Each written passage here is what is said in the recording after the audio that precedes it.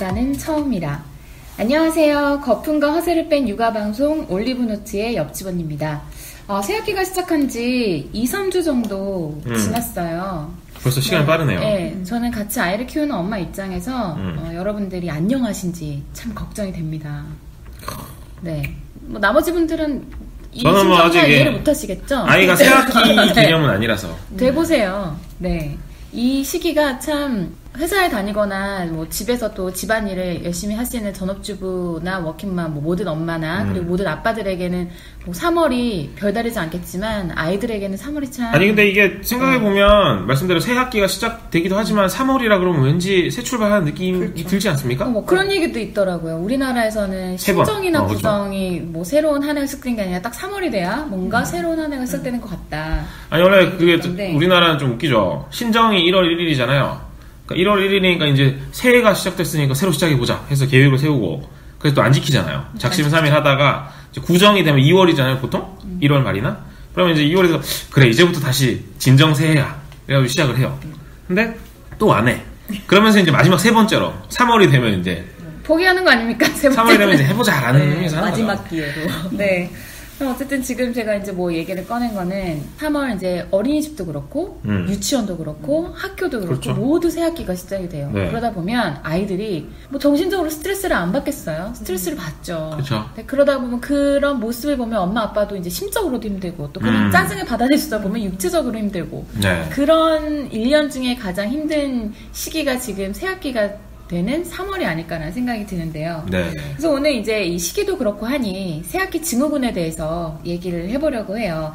사실 옛날에는 새학기 증후군이라는 단어 자체도 없었어요. 근데 요즘에는 조금 더 이제 아이들이 이제 키우는 아이들 수가 적어지고 관심도 많아지다 보니까 이런 단어가 생겨날 정도고 그리고 이런 거에 신경 써야 될 정도인 거죠. 좀 세심하게 네. 애들을 보는 거죠. 그렇죠. 우리 때는 뭐 사실 학생 수도 많았고 네. 뭐 새학기 증후군이 아니었어요. 그냥 핑계 대지 말고 네. 그냥 시끄럽고 학교 나가라. 하기 싫어서 그렇지. 깨병부리죠. 네. 그런 그래서. 개념이었죠. 근데 요즘에는 또 이런 걸 잘 관리를 해줘야 아이들이 학교도 잘 다니고 정서적으로 네, 정서적으로 중요하죠. 안정이 되고 그런 것이 나중에 어른이 될 때까지도 다 영향을 미치기 때문에 네. 이런 것 하나하나도 다 신경을 쓰게 되는데 우선 새학기 증후군에 대해서 좀 정의를 좀 살펴보면 이제 새학기에 아이가 평소랑 다르게 초조해하고 또 불안해지는 것을 새학기 증후군이라고 얘기를 한다고 해요. 근데 뭐 다양한 증상들이 있잖아요. 그렇죠. 어떤 증상이 있나요? 대부분 대표적인 게 배가 네. 아프다.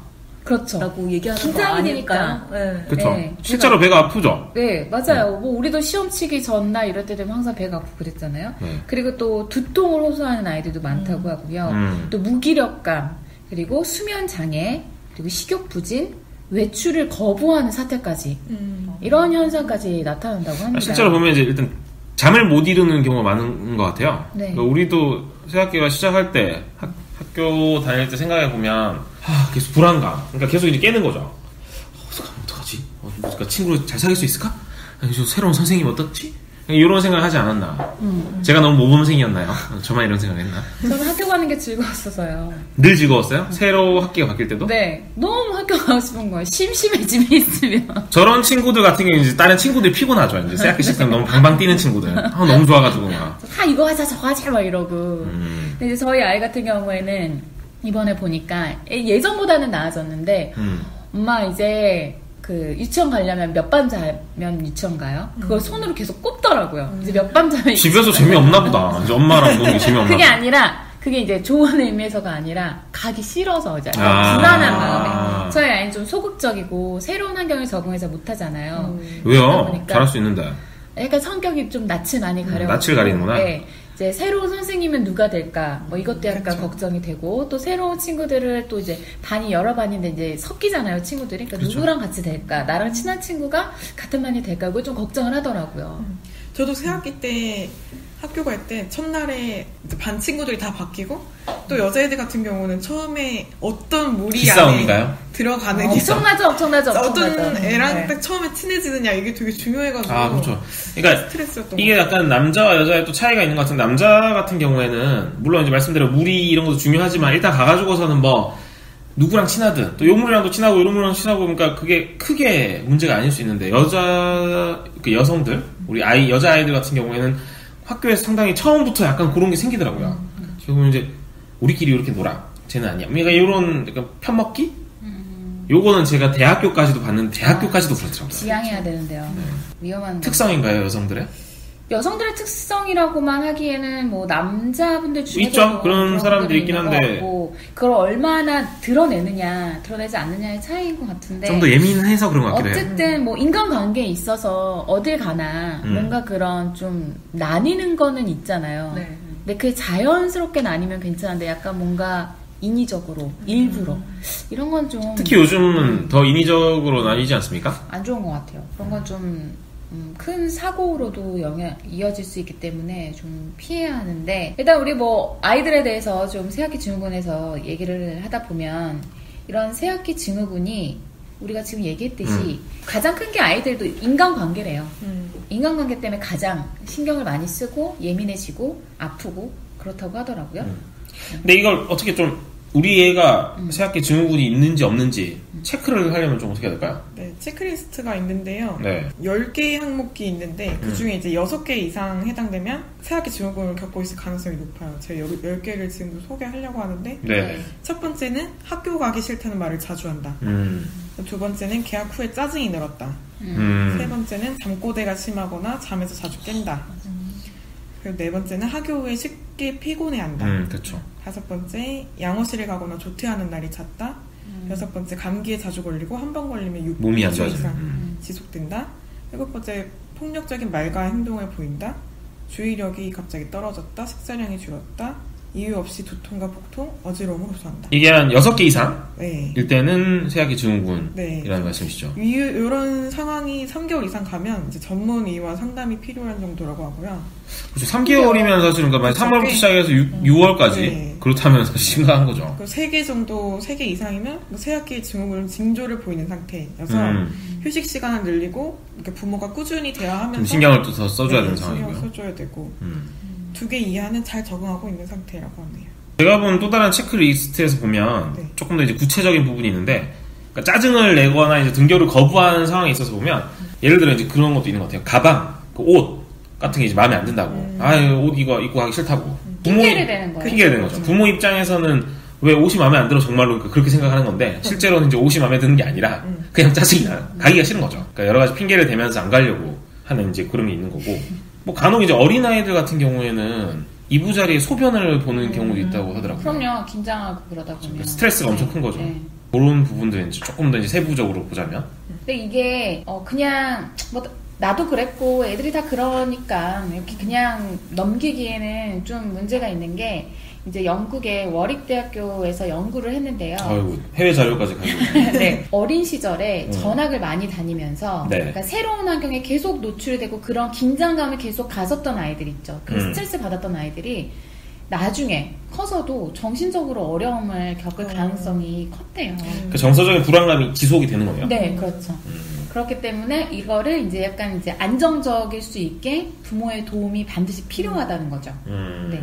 누구나 다 그랬고 나도 그랬다 이렇게 생각하면서 그냥 넘겨버리지 마시고 요거를 뭔가 아이에게 안정감을 찾아주고 적응을 빨리 시킬 수 있도록 이제 부모님들이 도움을 주셔야 돼요. 왜냐하면 학교 선생님들이 해줄 수 있는 거는 한계가 있잖아요.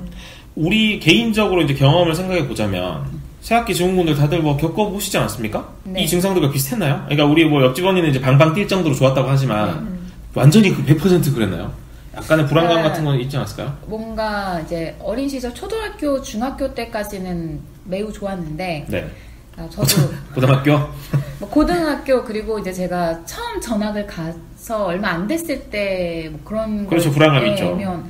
굉장히 불안했고 학교 맞죠. 가기가 너무 두려웠어요. 맞아요. 전학을 가니까 정말 새로운 환경이죠. 모든 게 새로운 환경이죠. 저는 아예 지역을 옮겼기 때문에 조금 더 그게 컸고 그래서 좀 힘들었을 때는 정말 많이 힘들었죠. 저도 아침에 일어나기 눈 뜨기가 너무 싫은 거예요. 그런 게 싫은 거죠. 일단 눈을 뜨면 학교를 가야 되는 것 같으니까 준비를 하고 해야 되니까. 그러니까 그렇다고 엄마한테 얘기하기도 그렇고 걱정하실까봐 나 혼자가 감당을 해야 되니까 그게 너무 힘들었는데 그때 만약에 제가 그때 어린 생각에 내가 이 얘기를 하면 엄마 아빠가 너무 걱정이 많아질 거야 라고 얘기를 안 했는데 오히려 부모님한테 얘기를 했다면 너무 착한 쪽으로 생각한 거 아니에요? 혼났을 수도 있습니다. 당시의 시대라면. 근데 뭐 어쨌든 뭐 학교에서 아이들에게 이제 그런 당했던 것들이 뭐 쉬운 거 그러니까 그냥 쉽게 생각할 만한 것들은 아니었으니까요. 굉장히 힘들었는데 혼자 감당해내려고 하지 않고 부모님과 얘기를 했다면 더 나았을 거라는 생각이 들어서 이제 우스갯소리지만 엄마 아버지가 이제 학교로 찾아가셔가지고 이거 내 딸 괴롭히는 누구야 이렇게 할 수도 있었겠다 싶은. 그러니까 뭐 어쨌든 그러기 위해서 그 아이들의 짐을 덜어주기 위해서라도 그쵸? 조금 더 편안하게 대화를 할 수 있는 그런 환경을 만들어야 되지 않나. 자꾸 솔루션을 먼저 얘기를 하시는 솔루션 뒤에 얘기를 하면 좋을 것 같아요. 그러니까 사례적으로 봤을 때 보면 그 우리 주부 초단님 어때요? 가장 최근에 학교를 다니지 않습니까? 네, 최근이라고 하기는 조금 되긴 했는데. 네. 예. 근데 이게 새학기 증후군이 뭐 애들이 뭐 다 그러면서 크는 거지 뭐 이렇게 생각하실 것 같은데 지난 설문조사에 따르면 아니, 본인의 사례를 물어봤는데 네. 자꾸 설문조사 그러네요. 한번 얘기해보세요 일단. 자녀 69%가 새학기 증후군을 호소한 적이 있대요. 그리고 이제 학부모도 이제 자녀와 덩달아서 한 80% 정도가 새학기마다 스트레스를 받는. 그러니까 이게 지금 말씀하신 대로 옆집 언니. 부모가 80%면 부모들이 조금 더 걱정을 많이 한다는 건가요?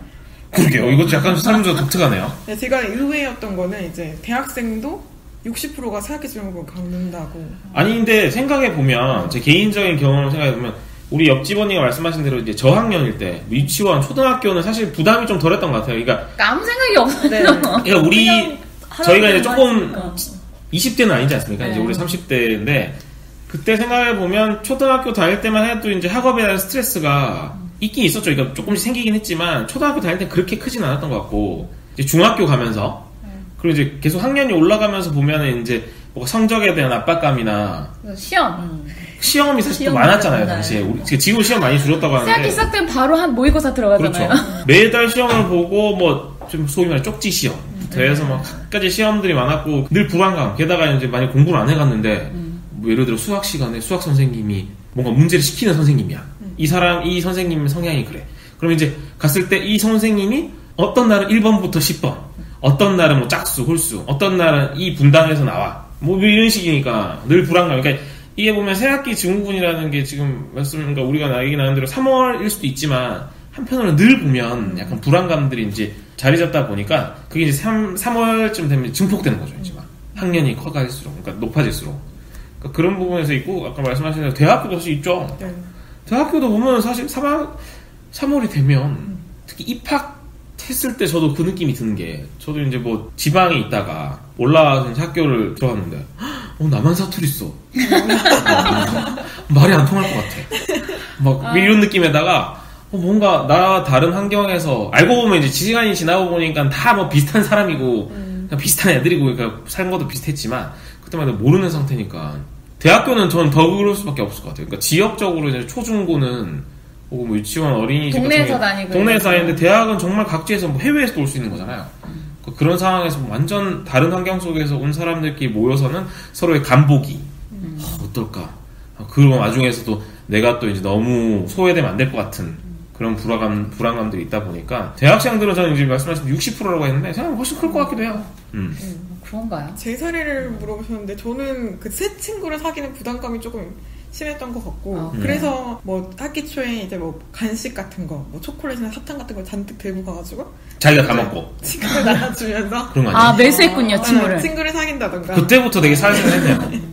그리고 좀 이제 학년이 크면서는 이제 거의 여자애들이 아이돌을 많이 좋아해가지고 조금 이제 그 아이돌을 아니 그래서 우리 저 주부초단님 지금도 아이돌 좋아하시잖아요. 네. 주부초단인데 아이돌을 막 이렇게 막 유심히 보고 가서 어제 봤어 이러면서 이제 같이 공통의 대화의 주제를 그렇죠. 그러니까 그게 이제 다수의 친구들과 쉽게 어울리는 방법들은 말씀하신 대로 공통의 주제가 늘 보면 우리 때도 보면 연예인은 큰 주제 중에 하나였고 지금도 마찬가지인 것 같고 뭐 있을까요? 먹는 것도 그렇긴 했네요. 뭐 달달한 거나 이런 것들도 어쨌든 뭐 매수를 했다라는 게 결론이었고. 시리님은 어떠셨어요? 핵인싸였잖아요. 아니 저는 친구 사귀는 게 어렵진 않았거든요. 그냥 친구 안 사귄 거 아니에요? 비슷한 성향의 사람들 어차피 만났어요. 누군지 모르겠어. 다 너 뭐해? 그래서 앉자마자 다 얘기하고 하니까. 그냥 우리 시리님 별 그런 거에 큰 관심 두지 않죠. 그러니까 너무 그냥 부담감이 없는 거죠. 뭐 안 맞으면 나랑 아닌 거지. 약간 이런 식의. 네. 그렇게 하고 이렇게 맞는 친구들끼리 만나면은 친구들끼리 가지치기를 하잖아요. 이 친구 집단에서도 다른 집단이랑 연결이 돼 있어서 그게 우리 시린이 같은 경우에 될 수밖에 없어요. 연결이 그러니까 되는 덕후 집단들은 보면 가지치기가 정확하게 돼요. 이건 아니, 명확해요. 저는 달랐던 게 저는 되게 다양한 친구들이랑 친하게 지냈거든요. 그러니까 요렇게 친한 무리가 있고 또 요렇게 친한 무리도 있고 저렇게 친한 무리도 있어요. 잘 생각해보면 그 친구들은 그렇게 생각하지 않았을 수도 있다. 아니 근데 진짜 신기한 게 저는 이 친구들이 다 같이 놀았으면 좋겠어서 다 같이 초대를 하면 싫죠. 싫어해요. 당연히 싫어하죠. 왜 싫을까요? 근데 생각해보면 꼭 이제 우리가 지금 농담 반 지난번에 덕후 얘기를 했지만 덕후가 아니더라도 네. 일반적으로도 보면 각자 성향이 다 있단 말이죠. 좋아하는 취향이 있는 거고 좋아하는 스타일이 있고 예를 들어 뭐 노는 것도 보면 축구를 좋아하는 애가 있고 농구를 좋아하는 애가 있고 이런 게 다 있잖아요. 쉽게 얘기를 해서 축구를 좋아하는 애들끼리 모여있고 농구를 좋아하는 애들끼리 모여있는데 모여서야 다 같이 축구하고 농구하자 하면은 누군가는 싫어할 수밖에 없죠. 그런 개념으로 봤을 때 보면 우리가 사회생활을 하면서 느끼는 부분이지만 모두가 다 친할 수는 없다라는 게 그거를 이제 그 무리에 있는 사람들 중에 성격이 좋고 여러 분야를 다 아우를 수 있는 사람이 있어서 말씀드린 이제 옆집 언니가 그랬다고 하면 그런 사람이 있어서 난 다 같이 놀고 싶어라고 하지만 누군가는 싫을 수밖에 없는 거죠. 그래서 저는 약간 생각할 때는 그런 고민을 했던 것 같아요. 이전에 내가 친했던 친구가 있고 또 여기서 친해진 친구가 있는데 얘랑 친해지면 좋겠어. 또 사이가 안 좋으면 어떡하지? 늘 그랬거든요. 그래서 둘이 신경전을 벌이고 제가 중간에 있는 그게 되게 싫었었거든요. 넌 내 친구야 제 친구야. 그런 게 있어요. 어릴 적에 여자애들은. 그런 것도 어릴 적이 아니라 사실 커서도 있는 것 같아요. 그게 있어요. 아니 대학교 때도 있었어요. 네, 또 나랑 놀래 얘랑 놀래 이런 제 기억에서 보면 대학교 때 그러니까 남자 무리가 있고 남학생 무리가 있고 여학생 무리가 있지 않습니까? 여학생 무리가 이렇게 여럿이 나뉘어져 있으면 저는 이제 남학생 무리가 적은 이제 전공과였는데 그러다 보니까 상대적으로 이 남학생들이 잘난 게 아니라 그냥 다수가 여자다 보니까 그 중에서 이제 남자 무리로서 이제 뭐랄까 인정을 받았다기보다는 약간 뭐 그렇게 된 약간 좀 그런 무슨 분위기인지 알겠어요. 그런 분위기다 보니까 처음에는 이제 이 무리의 여자성들과 여학생들과 놀다가 약간 좀 이제 소원해지고 그러다가 이제 이 무리들 보면 그 소원해진 무리들이 저것들 봐라 저거 저 이제 쟤네랑 노네 약간 이런 식으로 돼요. 아 여기 붙었다 저기 붙었다 이러신 거예요? 제가 그랬다는 건 아니고요. 저는 다 이제 친하게 지냈습니다만. 그렇군요. 예, 그러니까 약간 그런 게 근데 이게 직장 생활에서 있는 것 같고요. 맞아요. 이게 다 인간관계가 그쵸? 문제인 거예요. 네, 그게 이제 하나로 귀결이 되네요. 이런 새학기 증후군의 가장 큰 결정적인 부분은 인간관계다. 그 여러 가지 인간관계 문제 여러 가지가 있겠지만 어떤 사람이 이런 인간관계를 힘들어하고 어떤 사람이 이런 부분에 있어서 인간관계를 힘들어하는데 어쨌든 새학기에는 그런 것들에 대해서 심리적으로 부담을 가진다. 기본적으로 사람은 새로운 것에 대한 그러니까 새로운 것에 대한 적응할 때 스트레스는 누가 받는 거잖아요. 그러니까 그런 게 이제 애들 입장에서는 그런 스트레스를 다스리는 방법에 대해 잘 모르는 상태고 이런 경험으로 우리 같은 경우에는 경험을 쌓다 보니까 그 순간에는 그런 게 다 스트레스였는데 지금 와서 보면 에이 지나고 뭐 나서 그냥 이거 무시하면 돼. 에이 이거는 놔버리면 돼. 약간 이런 식으로 이제 방법을 조금씩 터득해 나가는 건데 아이들 같은 경우는 이제 그런 게 안 되는 거죠. 그렇죠. 특히 저희 아이처럼 되게 낯을 많이 가리고 뭐 성향에 따라서도 다르잖아요. 저는 어릴 때는 그런 거 잘 몰랐는데 저희 아이 같은 경우 약간 좀 그러니까 조금 더 예민하고 근데 요즘 아이들이 좀 더 이제 저희 아이 같은 성향의 아이들이 좀 더 많은 것 같아요. 그렇죠. 부모들이 조금 더 많이 신경을 쓰고 또 케어를 많이 해주고 이러다 보니까 좀 더 그래서 이해가 되지는 않지만 그래도 노력은 해야 되는 거죠. 그죠 이제 부모 세대가 네. 그러니까 우리 때와도 세대가 좀 다른. 다르니까요. 근데 이거는 그럴 수밖에 없는 게 우리가 예전에 기억을 해보면 나가 놀아라 이러면 세상이 그렇게 지금처럼 뭔가 무섭지 않았던 것 같고 나가서 놀면은 그리고 놀 수 있는 게 집에서 놀 수 있는 게 별로 없었어요. 그러다 보니까 나가서 친구들이랑 뭐 남자애들 같은 경우에는 공차고 뭐 놀이터에서 같이 놀고 여자애들 같은 경우는 뭐 소꿉놀이를 한다거나 뭐 이렇게 놀았었는데 지금에서 보면 일단 핵가족이 됐고 그런 점에서 보면 훨씬 더 이제 케어를 세심하게 하게 된 거고 부모랑 노는 시간이 많아졌고 그런 점에서 보면 아이가 하나 둘이면 게다가 이제 가장 중요한 거는 이제 인터넷이나 어떤 이제 IT 쪽이 발달로 인해서 혼자 놀 수 있는 게 되게 많아진 거죠. 그래서 별로 안 나가도 재밌는 게 많아. 그러다 보니까 노는 방법에 있어서도 보면 그러니까 자연스럽게 우리 시린이 말씀하신 대로 놀이터 같은 데 가서 옆집 애랑 자연스럽게 만나서 안녕 해가지고서 놀게 되기도 하고 하는 건데 이제 그런 게 별로 없는 거죠. 맞아요. 그러니까 그런 기회 자체가 되게 줄어들다 보니까 거기에 있어서의 미숙함, 그러니까 어색함이 또 있는 것 같아요. 정말 그런 것 같아요. 저는 어릴 때 엄마가 이렇게 100원을 줬어요. 제 별명이 100원만이었거든요. 아침에 일어나면 100원만. 그때부터 돈을 좋아했네요. 100원을 받으면 아침에 나가서 저녁에 밥할 때 들어왔대요. 그러니까 점심에 100원으로 뭐 하는 거예요? 자갈치 하나 50원이었잖아요. 자갈치 하나 새우깡. 자갈치가 도대체 몇 년생이세요? 50원이지 않았어요? 자갈치가 아주 어릴 때였어요. 아니 아주 어릴 때가 50원. 아니 초등학교 가기 전이었어요. 그때 50원이요. 그다음 100원으로 올라가. 60년 됩니까 혹시? 70년? 아니 50원이었던 때가 있고 아니면 하나만 사 먹었을 거예요. 100원짜리. 하여튼 그래서 뭐 다른 과자 했을 수도 있고요. 그거를 먹고 애들이랑 놀이터에서 하루 종일 놀았는데 모르는 애도 다 같이 그냥 야 맞아 너도 그렇죠. 다 같이 친구였거든. 아니 그럼 하나만 주면 안 돼 이러잖아요. 와가지고선 야 맞아. 주면 안 돼. 근데 요즘 애들은 그게 안 되잖아요. 그리고 약간 못 믿는 세상인 것 같아요. 서로가 애들끼리도 맞아요. 보면 혹시 그리고 남한테 가서 할아버지한테 그러면 안 돼 그 친구 거 뺏는 거 이러면서 엄마한테 땡땡이 하잖아요. 이게 약간 참 한국은 정인데 그런 점에서 보면 안타깝지만 누구의 잘못도 아닌 어떤 정이 조금 없어지는 그런 거. 사회가 변하면서 어쩔 수 없이 부모들은 자녀를 보호하기 위해서 그럴 수밖에 없었지만 그럼으로 인해서 아이들은 사회성을 기르기가 조금 힘들어졌고 그 길러지는 시기가 우리 때보다는 이제 훨씬 뒤로 넘어간 거죠. 그런 부분이 결국에는 새 학기에 적응할 때도 확실히 어려워지는 것 같고요. 맞아요. 정말로 너무 그러니까 되게 뭔가 불안한 거죠. 뭔가 다 새로운. 그리고 이제 친구들도 보면 예전보다 혹시 더 폭이 좁은 것 같기도 하고요. 맞아요. 그리고 엄마가 요즘에 엄마가 오케이 하지 않은 사람이랑은 얘기도 그렇죠. 들어요. 그렇게 또 교육을 하기도 그렇게 하고요. 하니까 좀 더 이제 아이들도 스스로 경계심을 많이 이제 세우고 있고 아마 그런 총체적인 것들로 인한 뭐 이런 사회적인 문제가 아닐까. 그런 점에서 이제 우리 체크리스트까지도 봤잖아요. 네. 들어봤는데 뭐 어떻게 해야 돼요? 해결해야 되나? 어떻게 해야 될까요? 주부소장님처럼 근데 아까 솔루션 하나 주셨잖아요. 맛있는 걸 많이 보내라? 근데 저거는 부모들이 정말 싫어해요. 아니 근데 저 같은 경우에도 애가 항상 요즘에 초콜릿이랑 뭘 계속 받아와요. 그래서 나 왜 그러나 했더니 우리 저도 주부초등님 같은 친구가 있군요. 친구가 매수하려고 좋아해요. 하는 넣어서 와서 아침에 다 나눠준다고. 근데 저희 아이는 그거를 들고 와서 이제 고민을 하거든요. 엄마한테 허락을 받으려. 엄마 이거 나 먹어도 돼? 물어보거든요. 근데 정말 싫지만 친구가 준 건데 어떡해요. 그러다가 이제 우리 옆집 언니의 아이가 조금 더 크면 이제 서서히 아씨 엄마한테 왜 물어봐 귀찮아 죽겠네 이제 당연히 그다음부터는 그렇겠죠. 그렇게 이제 예, 당연히 바뀌겠죠. 그렇겠죠. 아니 근데 그 매수하는 방법 말고 좀 좋은 거 없어요? 네, 일단 부모 입장에서는 기본 생활 습관을 제대로 잡아줘야 돼요. 아주 FM적인 얘기네요. 일단 방학 동안 기존 생활 패턴이 무너지면서 이제 좀 개학 후에 무기력하거나 그렇죠. 쉽게 지치는 그거는 경우가 많기 때문에 갑자기 생활이 확 바뀌니까 또 스트레스를 받는 거니까. 일단 기본적인 체력 관리를 좀 해줘야 돼요. 어떻게 해줘야 돼요? 택배건도 하거나 아니 그런 점에서 옆집 언니는 어떻게 했죠? 그러니까 좀 우리가 좀 그러니까 세심한 구체적인 솔루션을 주는 게 좋은 저 거예요. 같은 경우에는 어떻게 하냐면요. 아이가 좋아하는 걸 유치원에 가는 길에 할 수 있도록 해서 근데 저희 아이가 한창 줄넘기에 빠져 있었어요. 엄마 줄넘기 좋아하잖아요. 네. 네, 줄넘기를 정말 저를 안 닮았는지 애가 운동신경이 그렇게 없을 수가 없어요. 그래서 3단 뛰기 못하나요?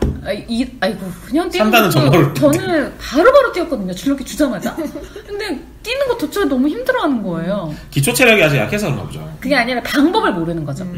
그래서 그거를 한번 제대로 바로 연속으로 뛰기까지가 1년이 걸렸는데 그걸 그래도. 완벽하게 마스터한 게 새로 유치원에 옮기면서 그 아침 등굣길에 걸어서 한 5분 거리인데 거기를 이제 줄넘기하면서 가요? 네, 줄넘기를 하면서 가면서 마스터를 했어요. 한 달 만에. 끈기 있다. 근데 그게 이제 주변 사람들 다치지 않았고요. 다 괜찮나요? 그럼요. 다치지 않게 하죠. 근데 이제 가면서 이제 가는 시간이 길어지기는 했으나 어쨌든 저는 두 가지를 얻은 거죠. 아이가 가는 길이 조금 더 부담을 줄여줬고 그렇죠. 그리고 줄넘기를 운동도 되고. 네, 그러니까 그게 좋더라고요. 그래서 근데 이제 다른 사람들 봤을 때 좀 재밌었겠네요. 쟤는 왜 맨날 저렇게 줄넘기 하면서 하겠지? 아마 다른 엄마들은 저 엄마 진짜 극성이다. 그럴 수도 있겠다. 저거를 등원길에도 시키는구나라고 생각할 수 있겠지만 우리 모두 그렇게 생각하실 것 같아요. 그게 부모님 아니었거든요. 입장에서는. 아이가 너무 좋아하는데 사실 뭐 이제 시간이 없잖아요. 줄넘기를 시킬 시간이 없다 보니까 등원길에 가면서 자연스럽게 하는 거죠. 근데 그게 저는 이렇게 가는 길에 아이가 원하는 거 뭔가를 하나를 하면서 가면 조금 더 즐겁게 갈 수 있지 않나. 그리고 이런 운동을 특히나 하면 또 체력적으로도 도움이 되니까요. 또 잘 먹어야 하니까 아이가 좋아하는 음식 같은 거 해주고 뭐 또는 아이랑 같이 요리할 수 있는 거 해서 좀 생활에 즐거워. 약간 스트레스를 줄여주는 측면에서 그런 거죠. 즐거움을 좀 주는 게 좋을 것 같고요. 아니 약간 뭐 구체적으로 그때 이제 말씀하신 부분에서 보면 생활 패턴을 바꿔줄 때 뭐 이게 될지는 모르겠습니다만 얘기하는 게 이제 보통 얘기하는 게 뭐 학교 가기만 혹은 학원은 아니죠. 유치원이나 뭐 어린이집 가기 뭐 1, 2주 전부터 일어나는 시간 좀 맞춰서 주고 2주? 한 달 전부터 한 달 준비해야 되나요? 한 달 정도부터 그러니까 예를 들어 학교 같은 경우에는 10분 쉬는 시간이 있으니까 그때 화장실 가야 되고 그런 게 있잖아요.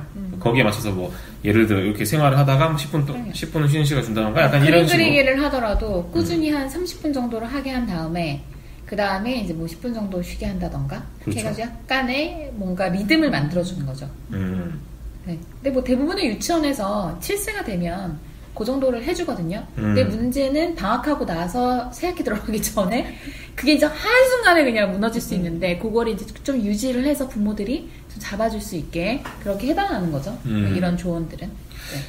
그리고 생각해보면 그것도 있는 것 같아요. 새학기 중국과 더불어서 보면 어쨌든 새학기가 됐을 때 상당히 많이 발생하는 학교 폭력이나 괴롭힘 이런 게 또 많거든요.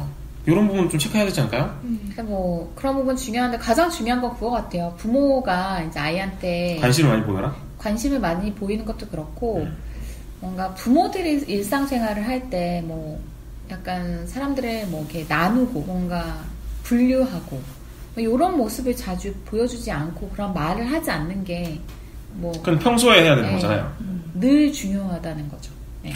네. 아이들이 요즘 세상에서 참 쉬운 일은 아닌 것 같습니다. 아니에요. 어른들도 저도 가끔 얘기하다 보면 깜짝 놀랄 때가 있어요. 저 같은 경우에는 이제 워킹맘이다 보니까 이제 제 기준에서 말을 하다 보면 너무너무 깜짝 놀랄 때가 있는 거예요. 그래서 진짜 말조심을 해야 되겠다. 이런 것 역시도 사람을 나누게 만들거든요.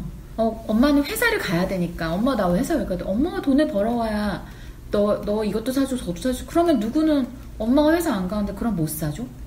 이런 생각을 하게 되는 거예요. 그래서 정말 제가 그건 아니야. 그래서 다시 말을 이제 설명을 다시 했거든요. 그러니까 이런 거 말 하나하나가 굉장히 요즘에는 예민하더라고요. 네. 그래 아이가 만약에 그 얘기를 듣고 가서 야 뭐 너희 엄마는 뭐 일도 안 하잖아 이런 식으로 말을 할 수가 있거든요. 물론 그렇게 얘기는 안 하겠지만 그렇게 어떻게라도 얘기가 나오게 되면 또 그게 또 문제가 될 수도 있기 때문에 그런 거 하나하나도 굉장히 좀 엄마 아빠들이 조심을 해야 된다는 거. 네. 그리고 또 한 게 최근에 저희 아빠가 좋아하는 게 드라마를 되게 좋아하세요. 근데 최근에 종영한 정말 막장 드라마를 50% 찍냐 네, 종영을 했는데 다행히 종영을 했는데 그거를 볼 때 조카 1호랑 할아버지랑 같이 보는데 애들이 보면 안 되는 장면들이 너무 많은 거예요. 그래서 울고 때리고 막 소리 지르고 그렇죠. 얘는 그 장면을 이해를 못하고서 TV가 나오니까 지나가다 이렇게 보는데 애가 멍하니 보고 있어요. 야 너 저거 무슨 내용인지 알아? 아니 그래서 멍하게 입 벌리면서 보고 있어서 또 이리 오라고 너 아직 그거 볼 나이가 아니라고 그래서 하긴 하는데 이런 드라마 같은 거나 TV 예능 프로 같은 거 볼 때에도 아이들과 함께 시청을 할 때 좀 주의가 좀 필요할 것 같아요. 맞아요. 애들은 정말 아무 생각 없이 그걸 보고 있거든요. 그리고 바로 흡수하거든요. 그래서 갑자기 뜬금없이 그 얘기를 걔가 해요. 그래서 할 때가 있어서 그런 거 또 그런 거 있었어요. 저희 어린이집에서는 어떤 친구가 전화가 왔는데 너 팔을 잘라서 바다에 던져버리고 뭐 너의 몸은 묶어버릴 거야 이런 얘기를 했는데 그게 이제 아이들이 쉽게 할 수 있는 말은 아닌데 그런 영화나 이런 거를 오빠랑 형들이랑 이제 같이 보면서 그걸 보고 아이도 약간 그게 굉장히 처음 듣는 얘기니까 싹 빨아들이고는 그걸 이제 바로 와가지고 얘기를 한 거예요. 그렇기 때문에 그런 것도 역시 집에서 좀 관리가 필요하기는 하죠. 쉽지는 않지만. 그리고 또 이제 전문가들이 얘기하는 것 중에 하나가 이렇게 새 학기에 들어가기 전에 뭔가 새로운 상황을 연극하듯이 뭔가 먼저 이제 그런 상황극을 꾸며보는 것도 아이에게는 많이 도움이 된대요. 그러니까 연습을 하는 거죠. 그런 상황극을 꾸미지 않더라도 그림을 그려보거나, 그러니까 우리 뭐 새학기가 돼서 이제 교실에 있을 텐데 교실에서 선생님과 같이 재미있게 수업하는 그림을 그려볼까? 이렇게 해서 아이한테 주제를 주면 아이가 이제 또 그림을 그리면서 그 상황을 뭔가 생각할 수 있고, 뭐 그래서 이제 이런 방법도 좋은 방법이라고 전문가들이 아이들 얘기를 하더라고요. 인형으로 소꿉놀이 할 때 그런 역할놀이 해보면 좋을 것 같아요. 그러면서 약간 엄마가 선생님 역할을 하면서 선생님은 이럴 수도 있다라는 걸 보여주는 것도 네. 왜냐면 저희 아이는 이제 6세에서 이제 7세가 됐을 때 선생님들이 조금 스타일이 변합니다. 이제 초등학교를 이제 데뷔를 해야 되기 때문에 조금 더 엄격해지거든요. 그럼 아이들이 대부분 무서워한대요.